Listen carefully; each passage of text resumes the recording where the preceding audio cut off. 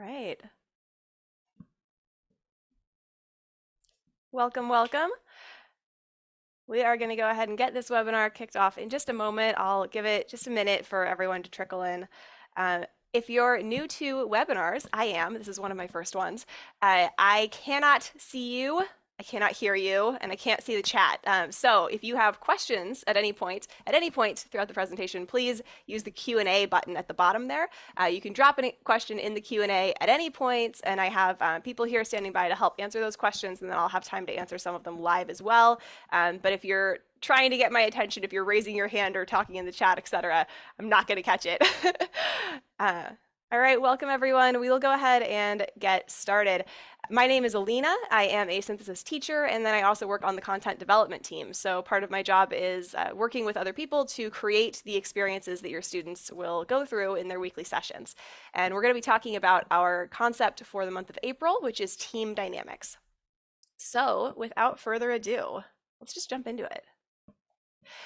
If you've been to a synthesis webinar before, you've probably heard us talk about how we don't tell your children what to think, right? We're not giving them a formula for risk. Evaluate this piece and this piece, add it together, and that tells you what to make a decision about. We're not giving them the mental model for first principles analysis. We're not telling them how to go about thinking about something.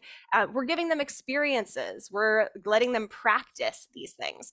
And so you might be thinking that team dynamics is a bit of an odd choice for one of our concepts because your children have plenty of practice experience with teamwork, right? They're on soccer teams, they're doing group projects at school, they're in social teams with their friends. So your students already get a lot of practice at this, so why are we taking a whole month to focus on it? So as a thought experiment, let's think about some teams in your life. If you are in an office environment, wherever you work, think about some of the people that you work with and think about whether you would say that all of those people are A+, 100%. They are great at teamwork. They make your team better. Chances are that unless you live and work in a perfect utopia, the answer there is no, all right? Like not everyone is a great team player. But if you think back at your childhood, you had all those experiences that your students have, and probably these other people that are not great team players did as well, right? They were on teams, they did group projects. So what's the difference? Like practice, just being on a team is not necessarily enough to make you a great team player. So that's why we're going to be doing more intentional, deliberate exploration of this topic this month. So let's jump into it. Week one, we are going full chaos. The premise of week one is, what even is a team? How do you go from being a group of people to being a team? Because there is a difference, right? Not every group of people is a team. Putting a group of people together doesn't necessarily make them a team. So we'll be exposing your students to Hyperball. This may be the first time that they've seen this game. They may have seen it in play a couple times if they've been to play, but if they've just been doing their weekly sessions, this will be the first time that they're experiencing this game.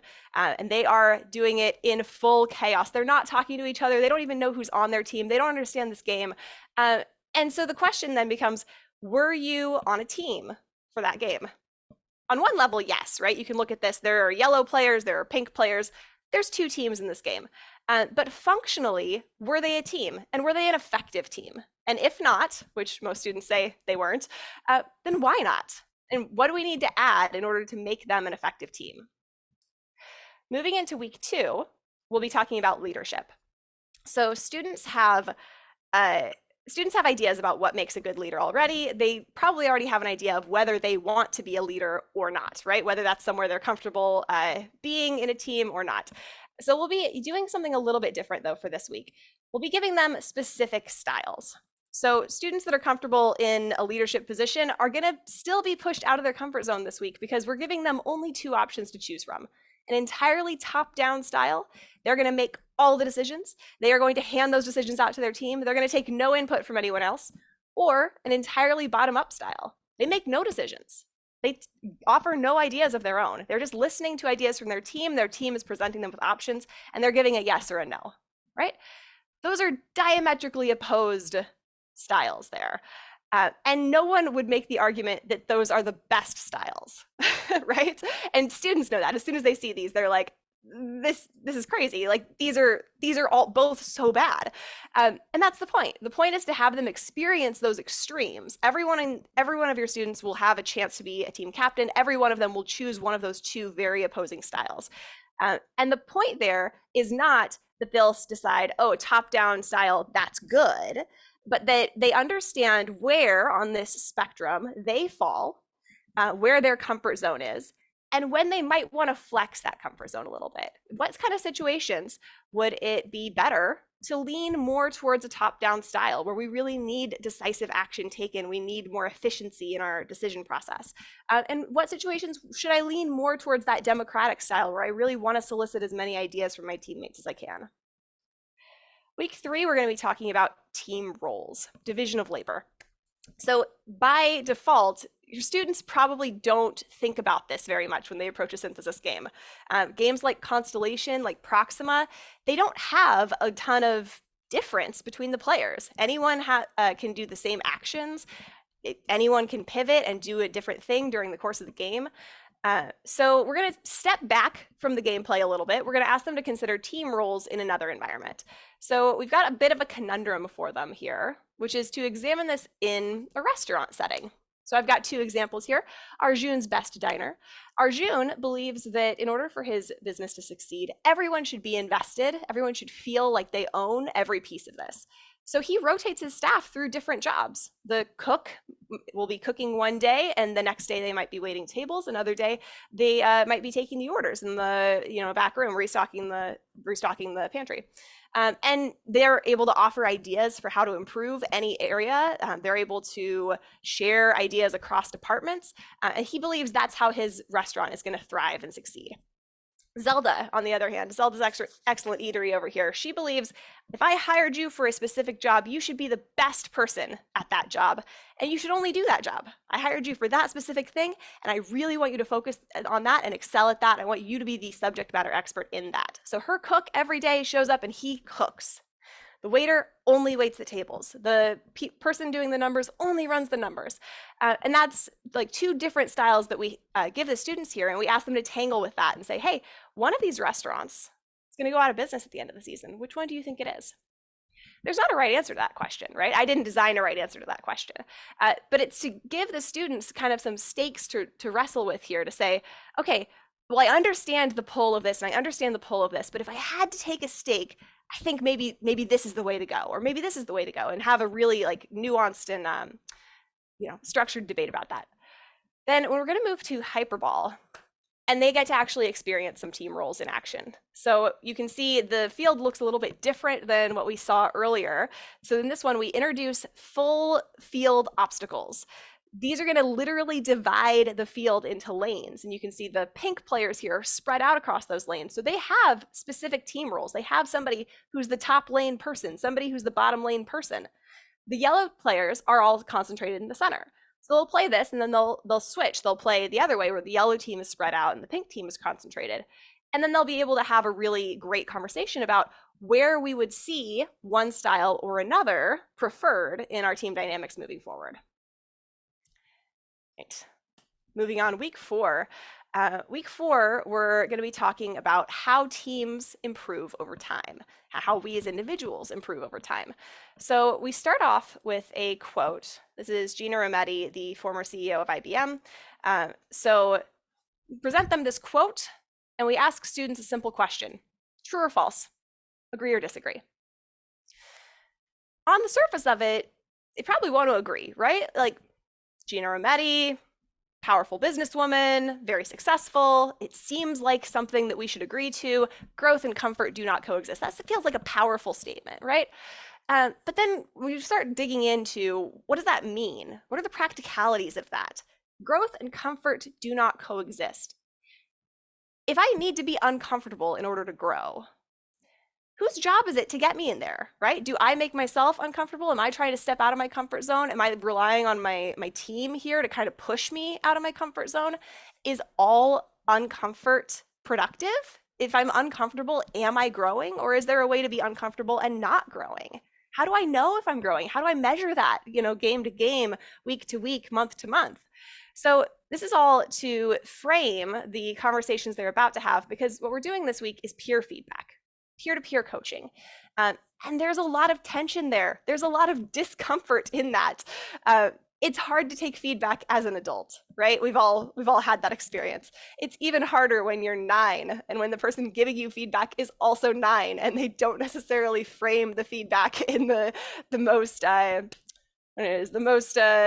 polite way, right? So we have this conversation about being uncomfortable in the service of growth, so that we can then have these really dynamic coaching experiences where the students are pushing each other to get better. All right. Take a pause here. We'll talk about how we wrap up the month, but I do want to point out again the Q&A at the bottom. If you have questions, please drop them into that Q&A so that we can answer those before the end of the session. So wrapping it all up, what are we hoping that students take away from this month? It's not the synthesis definition of team dynamics, because that doesn't exist, right? I can't come to your office, your home, your child's school, and tell them how to run their team, because not all good teams work the same way, right? Good team dynamics are contextual. They change based on your goals. They change based on the strengths of the people that you're with. So we can't tell students this is the right way to approach teamwork. What we can do is we can help them explore where they fit, right? So I might have strengths that somebody else doesn't have. I might be really comfortable stepping up and being in that leader position. Somebody else might not feel comfortable there. That might be very overwhelming for them to step up in that position.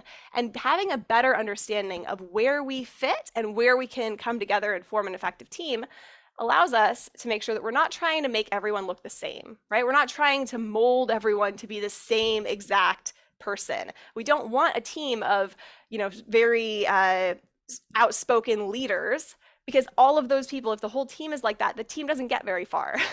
We don't want a team where every single person is trying to be a super empathetic conflict mediator, because if that's all we're doing, then our team's not getting very far. We want to use everyone to their advantage. We want to put people together in the way that makes sense, and we want to create more effective teams moving forward. All right. Again, Q&A at the bottom. If we don't have questions, then we'll probably wrap up early here. But one question that we get very frequently is, how can you support your students? Right?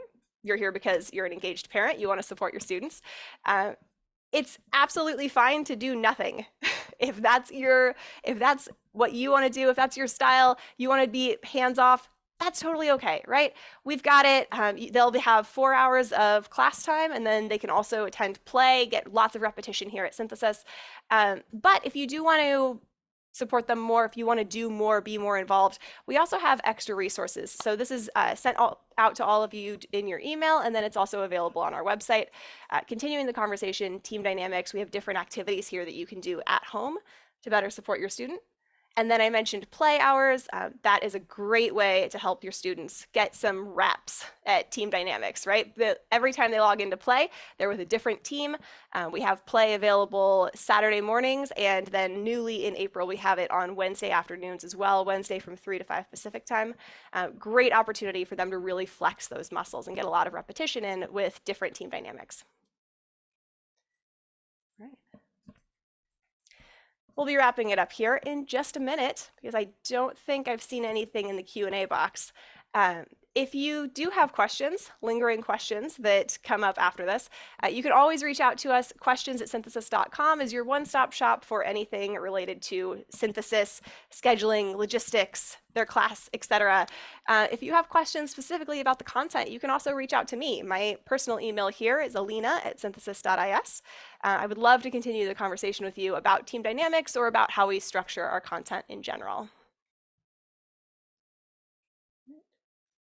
And we have no questions. So with that, thank you all so much for coming. We hope to see you next month for our next webinar.